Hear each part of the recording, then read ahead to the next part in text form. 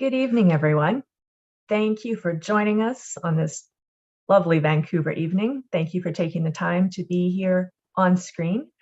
My name is Amber Ritchie from Vancouver Public Library, the Programming Department, and I'm very pleased that we have such an amazing lineup for you tonight, as Incite brings short stories and big ideas. I'd like to begin this evening's event by acknowledging that my home and all of the Vancouver Public Library locations are on the traditional and unceded homelands of the Musqueam, the Squamish, and the Tsleil-Waututh nations. This evening's event is in partnership with the Vancouver Writers Fest, the Vancouver Public Library, and TELUS. Before we begin, I'd like to tell you about another event that's coming up. Of course, there's the next Incite, which would be fantastic. But on Wednesday, March 30th at 6:30 p.m., join the library for an online program called One Line at a Time, Filipinx Spoken Word Artists. Spoken word is a forum that connects people and cultures and arts across the world. And we will have artist and activist Kim Mortal moderating a discussion featuring Patrick de Belen, Sol Diana, Tin Lorica, and Mildred Grace German. The group will share their work and discuss what it's like to take up space on stage and how language is used to overcome adversity and express the fullness of selves. You can get more information about this event at the library's website, vpl.ca, or sign up for the library's email. And now, for the main event, I'm going to turn this over to Leslie Hurtig. Please give, in your own spaces, a warm welcome to Leslie Hurtig, Artistic Director of the Vancouver Writers Fest. Thanks so much, Amber, for that. Good evening and welcome to our fifth Incite event of 2022, presented, as Amber said, in partnership with the Vancouver Public Library and TELUS. We are very glad you could join us here this evening and thrilled to be presenting the authors of tonight's three masterful debut short story collections, Angélique Lalonde, Rawi Hage, and Christopher Evans, in conversation with Ling Kaye. I would like to take a moment to appreciate our event partners, again, the Vancouver Public Library and TELUS, who make it possible for us to present events like this one free of charge. Thanks also to our government sponsors, the Government of Canada, Canada Council for the Arts, the BC Arts Council, the BC Government, the City of Vancouver, and CMHC Granville Island. And just a reminder that the Vancouver Writers Fest presents events year-round, and updates on those can always be found on our website. Mark your calendars for our next Incite event, which is on April the 6th. That will feature celebrated poets Sheni Motu, Tolu Olurantoba, and Jason Purcell in conversation with Shazia Hafiz Ramji in celebration of Poetry Month. And now on to our event here this evening. Angélique Lalonde joins us tonight from Gitxsan Territory in northern British Columbia. Her work has been published in Prism International, Room, and the Malahat Review. She was the recipient of the 2019 Writers Trust Journey Prize and has been nominated for a National Magazine Award. In 2021, she was a Giller Prize finalist with the debut short story collection Glorious Frazzled Beings, lauded by the prize jury as an astonishing short story collection by a beguiling literary voice equal to the age, pushing not only at the boundaries of literature, but at those of articulation and being. Also joining us this evening is Rawi Hage. Rawi Hage was born and raised in Beirut, Lebanon. He joins us this evening visiting Vancouver. He has produced works that have garnered critical acclaim internationally and have been translated into 30 languages. Among his many accolades include the Impact Dublin Literary Award for his debut novel, De Niro's Game, the Hugh MacLennan Prize for Fiction twice for the novel Cockroach and then the novel Carnival, and a finalist for the Giller Prize, Writers Trust Fiction Prize, and the Governor General's Literary Award. No stranger to the Vancouver Writers Fest, Rawi Hage returns with his book Stray Dogs, which Maclean's magazine lauded as perfectly suited to Hage's elliptical and hypnotic style. And our third author this evening is Christopher Evans, a graduate of the UBC Creative Writing Program and formerly the prose editor of Prism International. His work has appeared in Best Canadian Poetry, New Quarterly, and Maisonneuve, and was shortlisted for the Commonwealth Short Story Prize. Christopher is here tonight with his debut short story collection, Nothing Could Be Further from the Truth, noted by the Vancouver Sun for his take on being human that is funny, touching, and often wonderfully absurd, and by forward reviews as being meticulously observed. Perhaps Miramichi Reader said it best as it's a relentlessly entertaining debut collection, and for fans of short fiction, you're in for a treat. I would say that for all three of these collections here this evening. Moderating this phenomenal panel of authors is Ling Kaye, writer, editor, and columnist at CBC Radio. Her fiction has been shortlisted for the PEN Canada New Voices Prize and the Journey Prize. She has received the 2021 RBC Bronwyn Wallace Award for her short story East City. Anna previously served as artistic director, also of Prism International and Rice Paper Magazine, and was guest editor at the New Quarterly. A third culture kid who grew up in countries across Asia. Anna now lives in Vancouver, which is where she's joining us from. Please welcome our authors and Ling Kaye. Thanks so much, Leslie. And thank you everyone for welcoming the Vancouver Writers Fest into your homes. And hopefully we'll all meet in person in the near future. I would like to begin by gratefully acknowledging as well that this festival takes place on the unceded homelands of the Musqueam, Squamish, and Tsleil-Waututh Nation. Tonight, I have the good fortune of speaking with these three amazing authors about their new collections.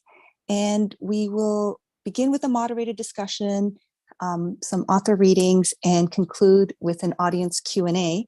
So if you have a question, please do share it in the YouTube live chat.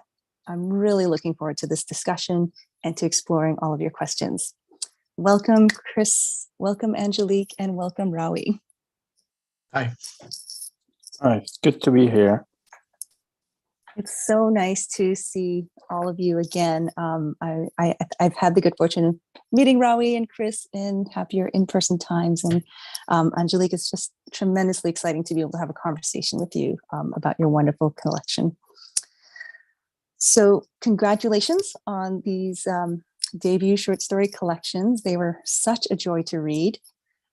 And one aspect, one of the great pleasures was how wide-ranging the worlds depicted in the collections were. I mean, they were often surprising, rarely familiar, and on occasion they offered transformative realities where characters have actual fox ears, texts invisibly rearrange themselves, or maybe a character will levitate towards the ceiling. And I don't think I gave any spoilers there. Could each of you speak on how some of the worlds in these stories came to be? Maybe Angélique, could you start us off? Oh, sure. Yeah. I mean, I think part of living where I live in Northwest BC, these sort of magical worlds just exist all around me all the time. So I think it's in a lot of ways, I'm interested in that, the relationship between people and the natural worlds they inhabit. And in here, it's nice, beautiful, big coastal mountains, similar to what's down in Vancouver, but a lot less people. So So I'm curious about sort of that relationship between humans and their environment, and then also sort of how technology affects and sort of changes that relationship in the way that we're able to experience it and sort of embody some of the feelings around being in that world that maybe were more prevalent before technology took over so much of our lives. So I think for me, a lot of it is just a really visceral experience of being in the place that I'm in. Fascinating. Chris, how about you? I guess one of the things that I like to look at is self-perception a lot of the time, like how people, the chasm between sort of how we view ourselves and how we're viewed by other people, and so the sort of tension that can create sometimes. So not unlike what Angélique was saying as well, like I'd like to look a lot of the times at sort of just mundane routine and how that can become sort of hypnotic to a point where it feels like it could open up into something maybe a little bit more magical, or maybe something unseen could surge forth from it. But it often comes from trying to find a place or a situation in the world or create connection between people, and how that can fail miserably in ways that I find hilarious. Because pain is funny, Yes, people who pick up the collection will see like Chris takes things to the limit of the very worst things that could happen, but on occasion nice things happen to the characters, which balances things out a little. Thank you. And Rawi, how about you? I guess I started writing short stories 15 years ago, and some of these stories are included here. So it's a long trajectory. That's why they're so different to a certain extent. And actually, I mean, when I look at them as a collection, I see how many faces in life, and how many opinions, when his own opinion once changes. So in a sense, it's a bit of a traces of a longer existence. That's why they're so different to a certain extent. Though I think I kept the thread, which is a whole. I think most of them have something to do with the topic of photography or light or the visual. So that's how they came about. Yeah. Yeah, that definitely resonates with my reading as well. It was very beautiful having these recurring motifs in the story. And I was like, oh, is this me, or did you put it there on purpose? So that's really nice to hear a bit more on that. Another aspect that was somewhat very delightful about each of these collections is and often they're not often not your standard short story form, beginning, middle, and end. They're very playful. Sometimes some subvert the form. Can you speak of your approach to the short story form? Like, what do you like to do with it? What drew you to it? Maybe Rawi, you're saying that you've written this over the last 15 years. Can you speak a bit about what got you started and what did you enjoy exploring in the form? I think when I decided to write, I was a bit hesitant to embark on a long-term commitment of a novel. So I started writing short stories, and then I think some of them evolved to become novels, and then I just forgot about the form of short stories. But once in a while, I would just, in between novels, maybe I used to write a couple of short stories, maybe as an exercise, as a preparation to write a novel. So I think the form, I'm not so comfortable with it. I find it very concise, and there's no space for that lyricism or really investing in a certain tempo. They're very fast. I wrote them very fast, and I think that constraint of time force you to be more laconic to a certain extent. And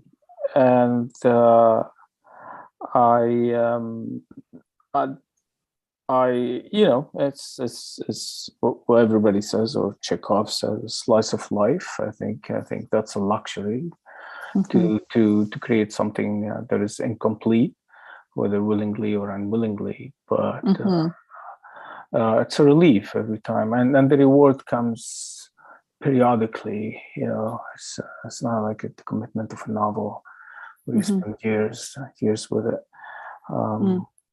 Yeah. I'm intrigued by the stories between novels. Do any of these stories relate to your novels, or are they all kind of sandboxed a little bit? No, none of them relate to my novel. I think just one of them I did a very short story, short story, surfaced in another way in one of my novels. So I guess, I don't know how much that is allowed or not, how ethical is that, but I don't care really. You're the writer, so That's you right. get to make it up. That's right. That's right. Yeah. Angélique, how about you? What do you like about the form, or what do you play around with? Yeah, I mean, for me, this is my first collection. I've never written a novel, and I can't even conceptualize having the time in my life to write a novel at this point. I mean, I have two children that are 6 and 4, so this was written when they were pretty small, and I was working outside of the home as well to make money. So it really is just a question of having any time at all to write. I can't imagine trying to maintain a train of thought for a novel, just with my life circumstances up to this point. And I think just what Rawi said too, that satisfaction of completing something, I definitely get that from a short story where I can feel that I've, something has been achieved, and then I can move on to something else and then start the next little kind of project that or inspiration.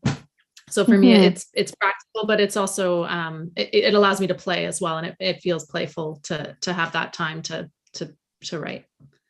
Yeah, can you elaborate a bit about the ways in which you play? Because I definitely see in the collection, like there are, for example, 2 stories that are kind of 2 sides of a coin almost, and then there's one story that it's like 7 points of view, and the thing that connects them is an object. So, what are the things that you'd like to play with?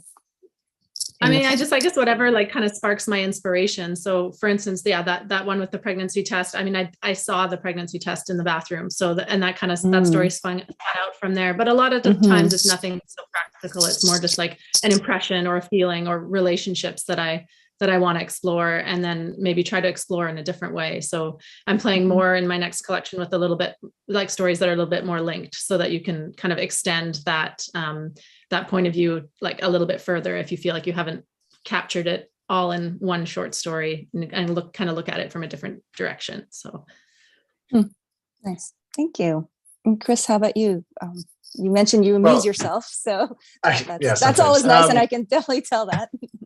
I'm in the same position as Angélique, is that I haven't written a novel, and I'm quite in awe of people. Like during the pandemic, I started reading novels again, and I'm quite in awe in how people can let things play out. Like Rawi talked about being uncomfortable with the conciseness of short stories, but I think that's what I'm really drawn to, and my instinct is always to make things less. So I don't think I've ever started off with like a first draft of a story and then the end copy has been longer. It's almost always been shorter, because my instinct is to make it as just cut it down and cut it down and cut it down. So when I'm reading novels, and I'm reading even longer short stories and novellas, I'm really amazed at how people can will spend pages on something that I would probably do in a few sentences. And I'd like to be able to do that, actually. That's something I'd like to be able to work towards. But I guess one of the things I like about short stories is that you can indulge in experiments a little bit. So if you're going to write a story in second person or communal first or something like that, that it might be cloying or challenging or not very enjoyable in a long work, but works quite well in a short form. Or if you're going to use an unusual format, like do something as a list or as a memo or something like that, you can indulge that and play with it a little bit. And I like the playing part of it. I think one of the challenges is that as you become more experienced writing, is that I don't know about anybody else, but for myself, I feel like I'm less inclined to take risks because I'm more aware of what doesn't work. I think when I first started writing, I would try more things that maybe didn't work in their initial form, but could be turned into something else. And I think I'd like to maintain, like go back to a little bit of that playfulness as well, and play with the form a little bit. But yeah, I like you can, and I like this idea of the self-contained world. So you can link them if you want. You can make them totally separate. You can indulge any kind of absurdist or fabulous ideas that you like, and I think that that's a lot of fun. Yeah, and I definitely felt that in each of these collections, you all were just so bold and playful, and you were just like, I'm going to try new things. And as a reader, it was a really refreshing experience. Thank you all. I think this is a great moment to dive into some reading so we can get a taster of what these stories are like. Angélique, would you be so kind as to start us off with a short passage? Sure. So I'm going to read The Leopard in the Bathroom, which is a 2-minute story. So I'll be able to read the whole thing in completion. So The Leopard in the Bathroom. My mother encounters a leopard in the bathroom and beats it to within an inch of its life. My father, walking in the door after night shift, curses at her for not finishing the job. Now there's this half-dead leopard in the bathroom, and who is going to have to deal with that? Already 12 hours spent hauling coal, and now this heaping mass of dangerous flesh ready to tear his being to shreds. He decides to ignore it, throws the baby blue bath mat with black dog fur felted all into the weave over the beast's face. The blood pools upward. He watches the spot spread as he takes his morning shit. Chest rising and falling, gasping for breath. Just a blood-stained bath mat on the bathroom floor, not his job to take care of that. Months he could go, years, stepping out of the shower onto the mat without feeling he should do anything about it. He washes his hands and looks at his face, coal dust lining the creases of his eyes, stuck under his fingernails, little flecks of it staining the sheets gray where his body imprints when he sleeps. For a week, my sisters and I go out back behind the trailer to pee on account of that dying leopard. We hold ourselves until the bus drops us off at school to take a crap without fear of getting a leg bit off. Then, one day, the leopard is gone, and Mom and Dad are talking to each other again like it had never been there. The mat's been washed, but there's still this faint rust gray stain shaped like a spent peony, drooping from the spot where the leopard's keen eye had been. Thank you, Angélique. Yeah, so many striking images there. So thank you, and then some very bold language choices too. I really enjoyed that. Thanks. Chris, could you read us a passage as well? So one of the, I was going to say, one of the other things that draws me to the form is I like voice a lot. And you really get to dive into voice when you're doing, or you can really dive into voice in short stories. So that's another thing that I enjoy. And I did that a little bit in this one. So I'm going to read just a segment from a story called Aunts and Uncles, which is not about any of my actual aunts and uncles, in case any of you are watching right now. So this is from the middle. The only thing I guess you need to know at this point is Aunt Cindy has come to move in with the narrator and his mom following her acrimonious divorce. I woke to my aunt flicking my aquarium light on and off. The betta fish was swimming all around like it was hammered. Fish don't like that, I said. What time is it? What time are you? Aunt Cindy said. She turned on the overhead light and tugged hard at the duvet. Get up, let's go. She was wearing a John Deere ball cap and looked like she hadn't slept much. Stop that. Go where? I wrapped my legs around the covers and shielded my groin. She stopped tugging and smiled down at me. Just errands, nothing weird, I swear. The way she said it, I didn't really believe her. I could hear Mom snoring in the other bedroom. I'll buy you a breakfast burrito. She sort of sang the words. I must have looked skeptical because she started chanting, burrito, burrito, burrito. She sat on the end of my bed and patted my feet in time to the chant. After the drive-through, we drove out to the employment office so Aunt Cindy could get some forms, then on to the drugstore for cotton balls and nicotine gum. I didn't see why she needed my help, but she played the radio at a reasonable volume and asked me regular questions, like whether I wanted to go back to school or was I still happy selling calendars. It's the best kiosk in the mall, I said. I'm learning things I'll never learn in college. Yeah, probably, Aunt Cindy said. Suddenly, she veered across 2 lanes and pulled over at the side of the road. She rifled through her purse until she found a CD, which she slid into the player. Just one more quick stop, then we're good. She notched up the volume and the opening chords of Heart's Barracuda rumbled out. She merged back into traffic and started singing the guitar parts. Dun diddle-un, diddle-un, diddle-un. Can you stop and drop me off at home? I asked. Felt like the car was filled with galloping horses. Diddle-un, dun dun dun, wow. Aunt Cindy tapped her thumbs against the steering wheel. You already ate the burrito, Carter. You signed the contract. I'll stop there. That's a lot of funny moments there. Thank you. I was curious, you said you like to write about mundane worlds, but are your stories generally set in a kind of area of Canada, or are they kind of like all over? Some of them are Vancouver specific, or like Vancouver or Victoria is where I grew up, so BC specific. Some of them are just sort of Canadian, every city, and some sort of out six too. Nice, thank you. And Rawi, could you share a bit of Stray Dogs? Yeah, this is an excerpt from a short story. The title is "The Fate of the Son of the Man on the Horse." The epigraph says, "Photographs are traces of apparitions." Unknown.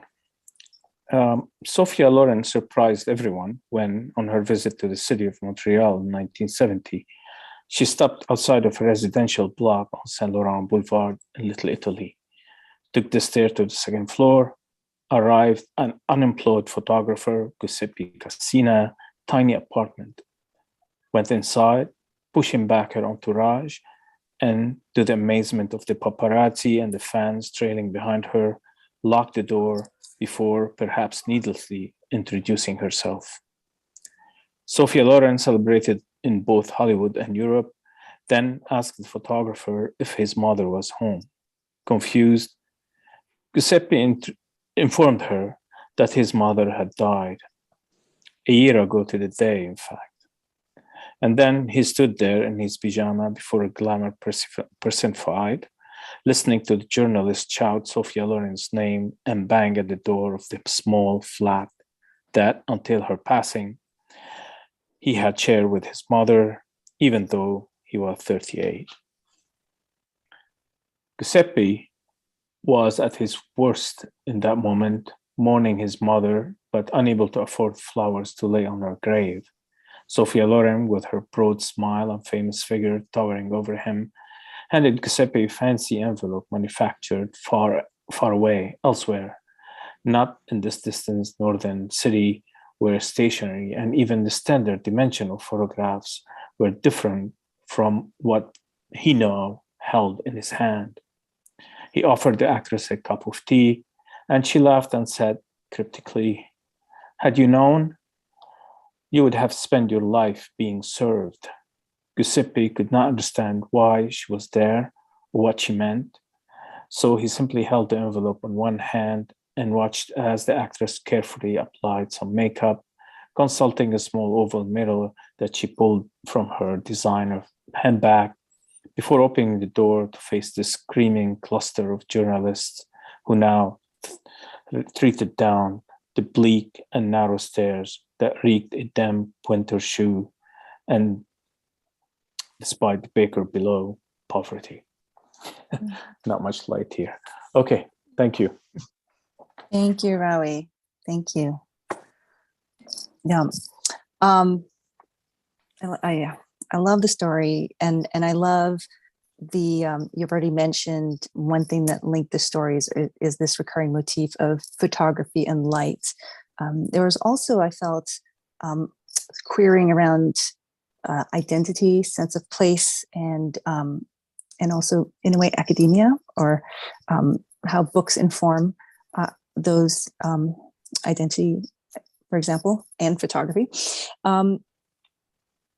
You had spoken a bit in the beginning about this, but I'm really curious, was the appearance of the recurring themes or images an organic process that surprised you at the end of the 15 years of kind of putting out these short stories? Or is it more that the stories stemmed from certain central questions that informed your work over that period of time? I think there's something vindictive about these short stories. I was a photographer, and I failed, I think, as a photographer. And I couldn't really pierce into the visual. I was one of those photographers, quasi-academic, who fell in between periods, intellectual academic periods, and technological change. But I think in the back burner, I always loved photography, and I wanted to go back to it. But every time I get back to it, I felt like I was behind in time.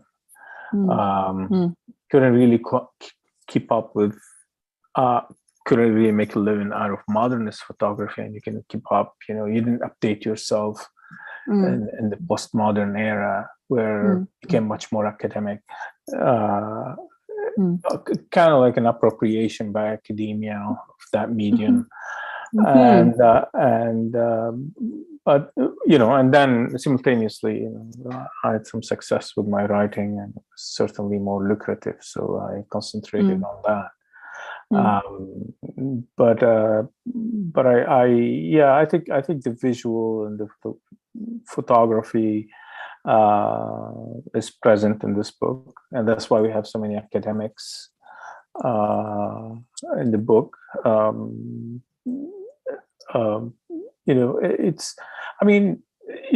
It's about people whose life were impacted by this very versatile, very wide medium, because the spectrum is so wide. It goes from wedding photography to state surveillance, and I wanted to explore that. And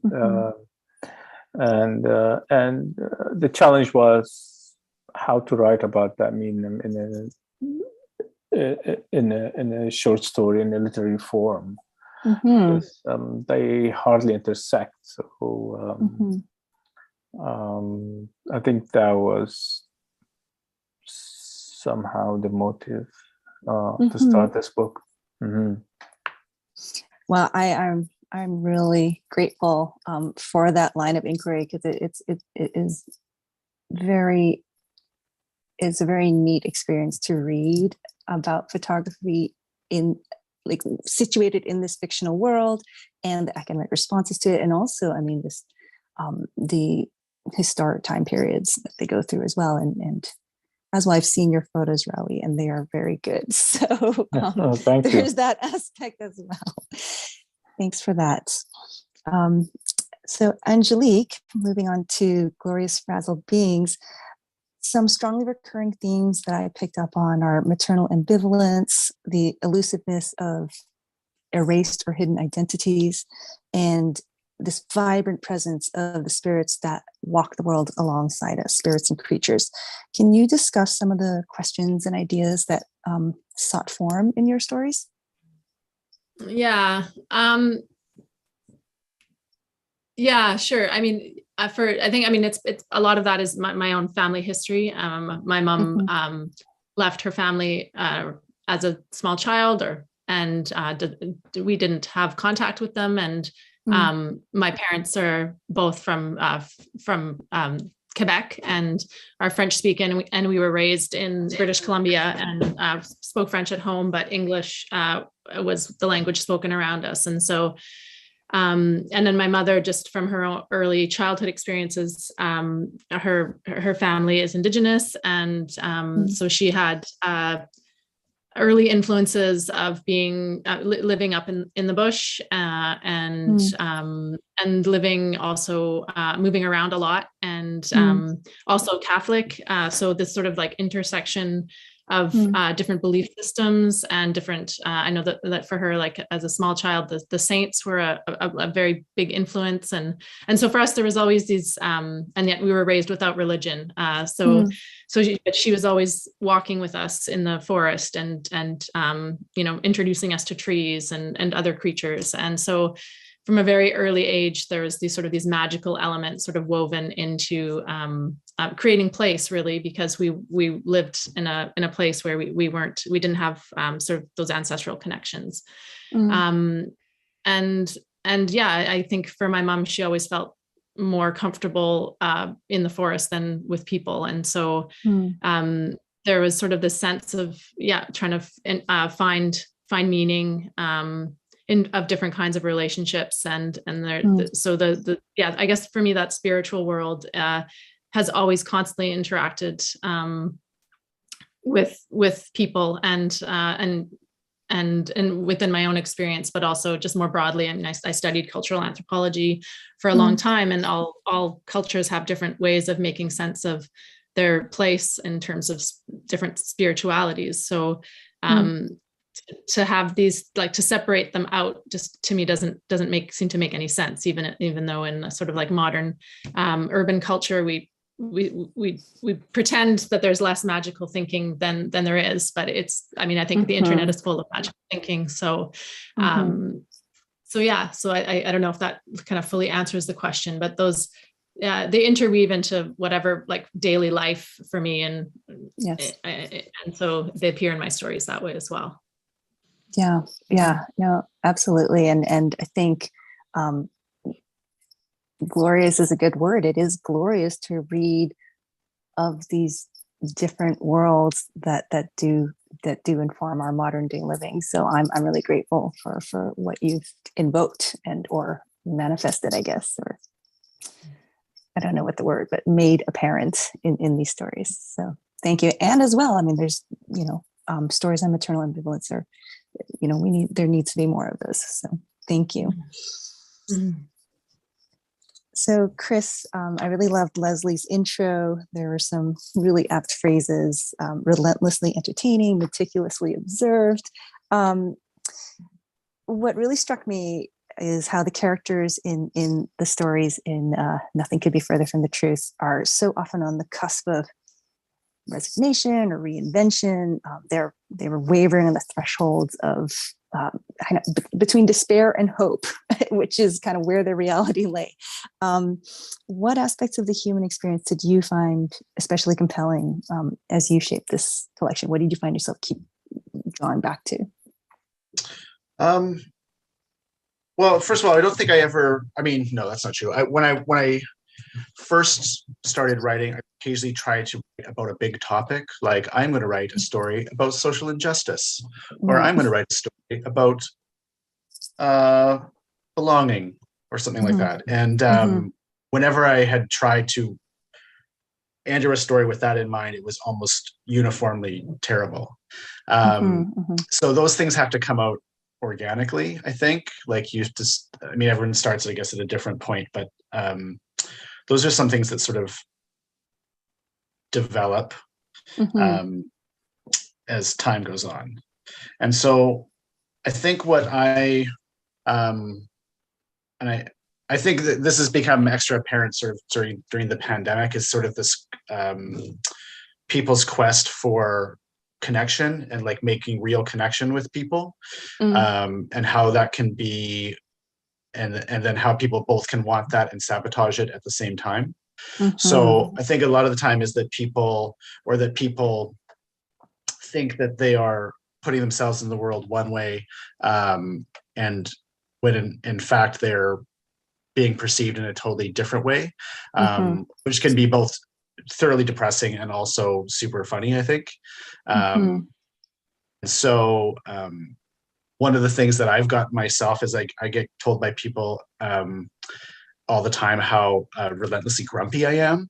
And I don't think of myself that way at all. I think I'm quite optimistic, but I also find that funny, like, and a little bit powerless over it as well too. So, if you're going to take on a wholesale personality change, then like for what purpose, or for what, who is your audience? Who are you doing it for, right? And so I think a lot of the times I'm trying to find, I'm looking at the ways people try and connect with each other, or with their surroundings, even just to make things feel meaningful, and maybe, or find meaning where there doesn't seem to be any sometimes. And that's one of the reasons I like thinking about routine, because if you are working a 9-to-5 job, or you are in a grinding portion of childcare, or cooking, I cooked 1,000 meals over the pandemic or something, and after a while the novelty wears off a bit, or becomes so hypnotic that it changes shape into something else. And I think that's interesting. So thank you. Chris and I did overlap a little bit at UBC Creative Writing, and one thing I do remember is you are known for being relentlessly good at submitting and just kind of and creating. So you're very driven and meticulous, and everyone really admired that. So congratulations! It's really exciting to see the collection out. Thank you. Great. So the audience that's out there, this is just a little shout out for questions, because I'll be turning to those pretty soon. If you have any questions, do send them over the live chat. And I'll just ask one more question before that. So the title of this panel was Short Stories, Big Ideas. And I think these collections definitely deliver some big ideas. But alongside, there's also that thread full of playfulness, irreverence, and subversion in each of the pieces, which we can tell from the readings. Can you speak on the balance of tone and topic, or tone and message in the stories? Like, did you have to navigate that in any way?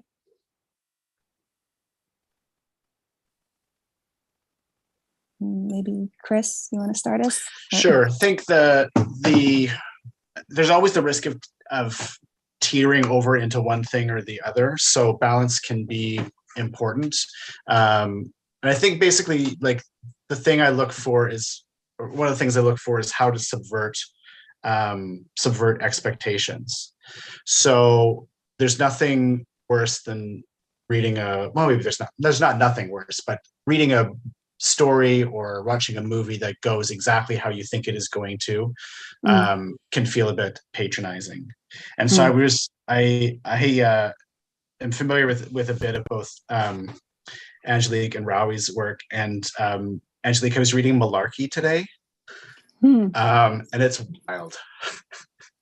It's so fun, like just very, very, very well observed, and then just goes in directions that are totally unexpected. And Rawi, I felt the same about the story that you read today. Is it the fate of the son of the man on the horse?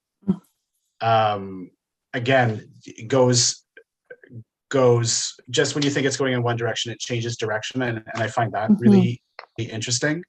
And I think I aim towards something similar myself, where I start heading in one direction and then tip the scales a little bit so the balance changes, because that's I think feels how life is often. Like, it's rare that you will stay on the same feeling that you're on the same course for a long time can be dangerous.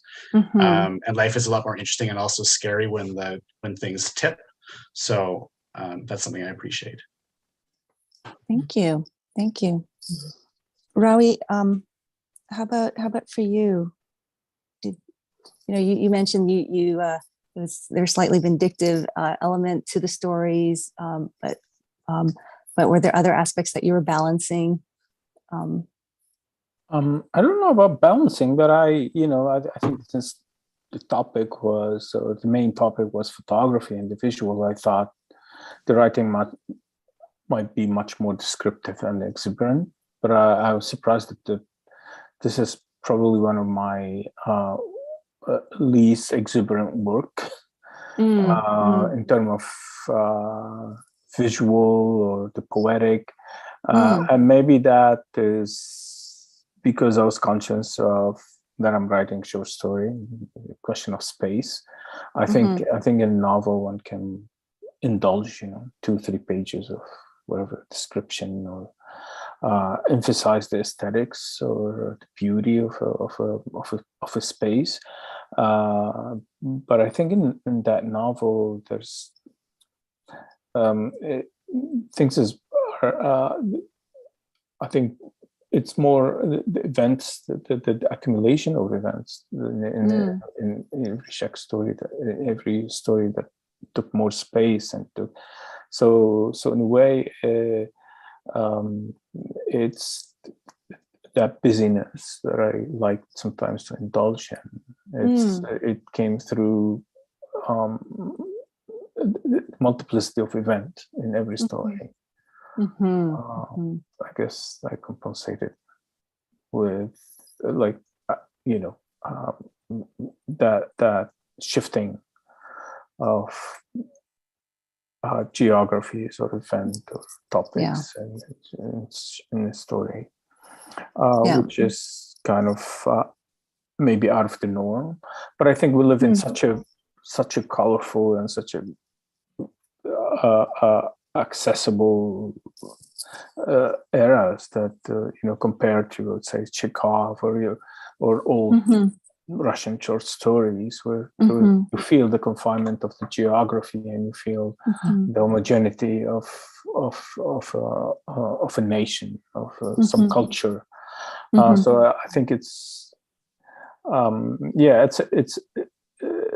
there's so many distractions that you try to incorporate, because that is part of who we are now, I think. And maybe it's a Canadian thing as well, I don't know, because we're such a multicultural society that many of our story takes place in various geographies, various ethnicities, and elsewhere, etc.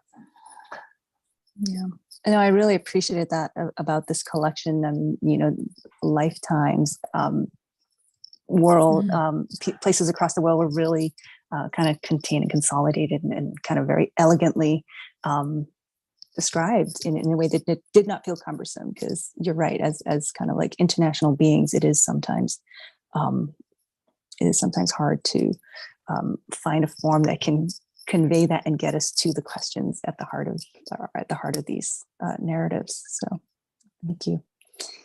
And Angélique, how about for you? I don't remember where the question started, but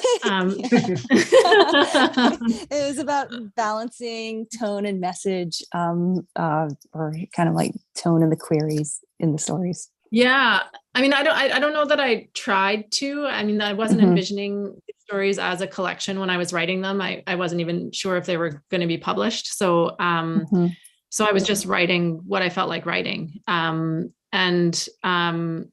So I don't think that I can really speak to that question, but I think what Rawi said about the different kind of influences and the ways that these things come in. And I think also just that point, like within telling a story, it's like, I want to be surprised. I mean, I love when I read and I am surprised. And so when I'm writing and I'm surprising myself, I mean, I'm having fun when I'm doing that. So, so if I can write and then, it's going somewhere that I've totally not expected, that I feel like that's a good thing and something that draws my attention and that compels me to follow. And yet at the same time, you have to balance, as you said, and bring something back together. It has to interweave. It can't just be scattered in all sorts of directions. So it's happening all the time. I think I'm not necessarily so conscious of it as it's happening. Does it happen later in the revision process, or you kind of like as it comes out on the page? I mean, a little bit of both. I think as it comes out on the page, it's that following, that playfulness, that, where is this going? And you're tumbling along. And then the revision process is, okay, how can things need to be tied together a little bit more, or more needs to be added here or taken out over there. And so for me, that balance piece comes in, I think, within that revision process. Wonderful. Thank you. So we have a couple of fun questions from the audience. Brenda Damon asks, for a question for all three writers: what would you say is your most interesting writing quirk? I mean, we should ask partners that, really, but Well, I don't know if this is interesting or not, but the only way I can write is in basically monastic silence. So my partner Rachel and I have been working from home for like 2 years now, and we're in like a small apartment. And sometimes my daughter's home from school too, and we're all in the same spot. So I'm finding that a little bit challenging because like there cannot be a sound. I get distracted really, really easily.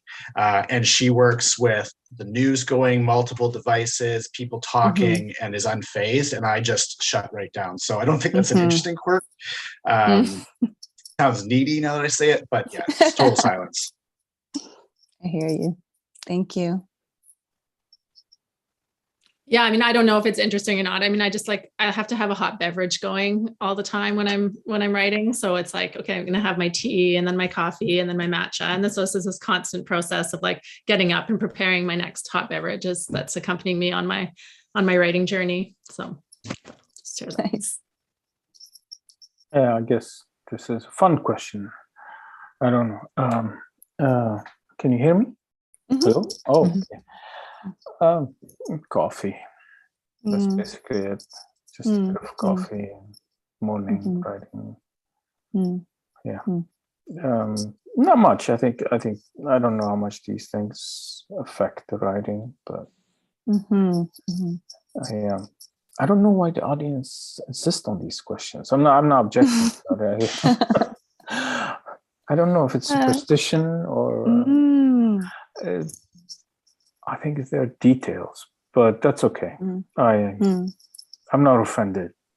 No, maybe it's kind of like what Chris was speaking about, that connection we seek in whatever format it takes.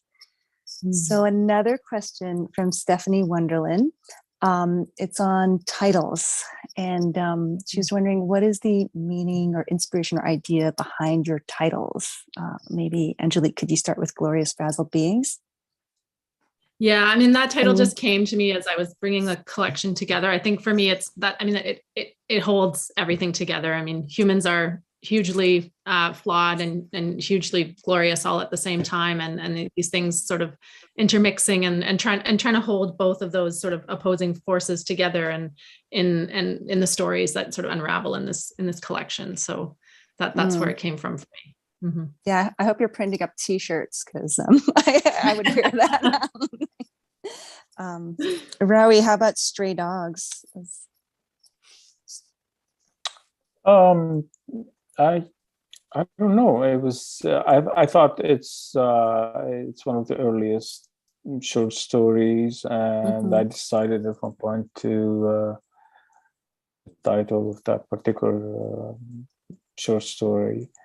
But I think maybe subconsciously I realized that I'm writing many of the characters that live stray lives, and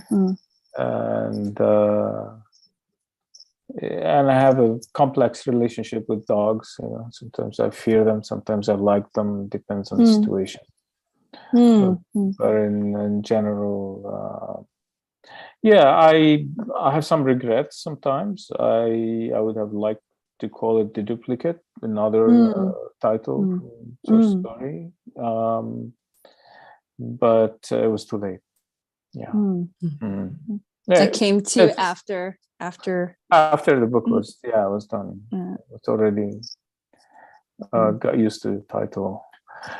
Titles are full of regrets. I think all writers at one point in their life regrets the title. That's another T-shirt I would wear. Titles are full of regrets. Yeah. Thank you, Rawi. And Chris, how about your title? Nothing could be further from the truth. Yeah, the title that I wanted was We Were All Completely Beside Ourselves. And then but I think, who is it? Karen Joy Fowler, who's a very good writer, already used it, and I was so pleased with myself when I came up with it, and when I started Googling it, and I was like, oh, this already exists. But I like Nothing Could Be Further from the Truth. I like Nothing Could Be Further from the Truth because it feels like there's inherent untruth in it, in that it's the kind of line that people used. Like there's a certain amount of protest too much about it, I think. So if you were to accuse someone of something, say, and they were to say, well, nothing could be further from the truth, then I still wouldn't believe them, because it's a little bit too grand. So I thought that fit into the themes of characters thinking maybe they're hiding their intentions better than they actually are. Yeah, I definitely, that is a good description of it. So we only have time, unfortunately, for one last question, and I'm not sure the origin of it, but I'll ask it anyway. It's from an audience member, but I don't have the name. So in a short story, do you feel the need to tie all the strings when you write a short story, or do you prefer them to be more open-ended? And that could be for any of you. Speaking for myself, I'll say definitely open-ended. Yeah, I don't feel the need for tidiness at all. I think partly it's the sort of commitment level, and I think that if you're reading, like I've read novels before, like big chunky novels sometimes before, and I get to the end and things are too open. I've felt myself frustrated with that before. I don't have that same expectation for a short story, and because of the sort of conciseness necessary, like I think it's really important to choose your beginning and end points wisely. Like, so, and because of that, you can't you don't necessarily want to or are able to wrap it up with a nice bow. So I'm in favor of messy, ambiguous endings. Okay. How about you, Angélique?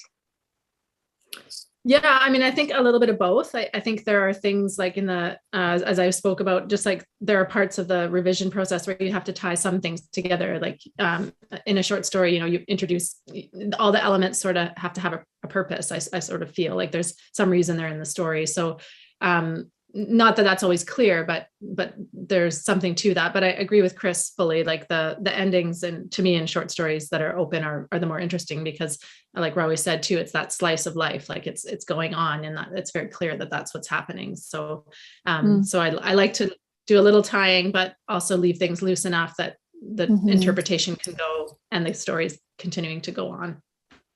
And Rawi, how about for you? Well, I really, it could be both, but as long as it's a tragic ending, you know, it has to be tragic for me. I don't know why I associate short stories with tragedy. Maybe short stories are the inheritance of Greek tragic theater or tragedies. But I think, you know, I learned that also I like open endings. And open endings could be done in many different ways. It does not have to be this kind of,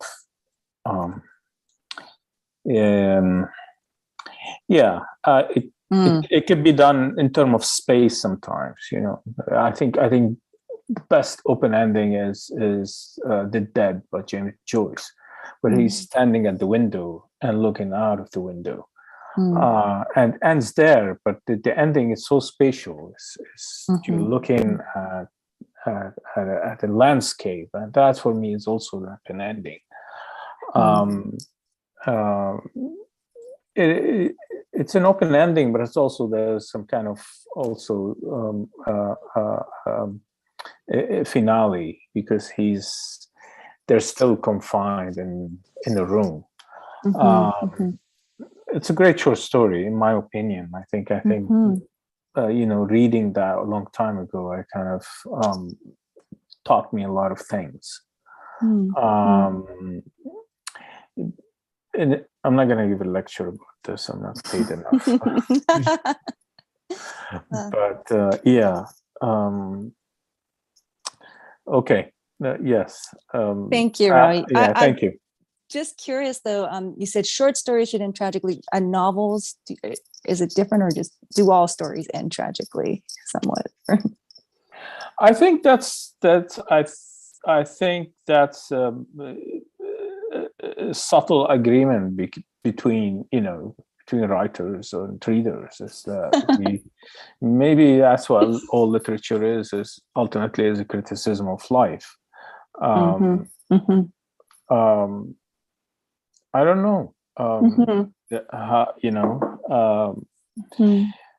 Yeah, I think comedians and novelists are tragic people.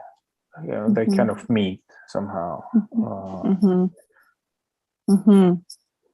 Well, this brings us to a perfect point to conclude. Unequivocally, no strings tied, and but times have been had.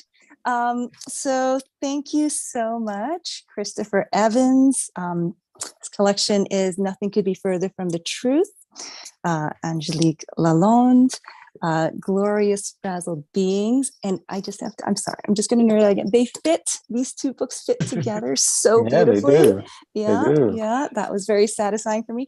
And Rawi Hage, Stray Dogs. These are such cool collections. They will amaze you. Please pick them up, and please join me in thanking these three authors for their words on the page and with us tonight. Thank you. Thank you, Anna. Thank you very much. Thank you. Thank you. Thanks, Rawi. Thanks, Chris. Thanks, Angélique. Indeed. And thank you, Anna, very much for this really wonderful conversation tonight. Yes, all three of these books are available at your favorite bookstore. Go out and grab a few copies now. Special thanks to Nancy and also Penguin Random House Canada for making these authors' appearances possible here this evening. On behalf of all of us at the Vancouver Writers Fest, I hope that you will come join us in person on one of our stages when everyone is comfortable and happy to be doing those sorts of things again. We'd love to have you back here in person. But in the meantime, this was a really lovely way to get to know more about your new titles, and congratulations to all three of you on these new works. Thanks to our viewers for joining us tonight, and to the Vancouver Public Library and TELUS. And please join us again. Have a lovely evening.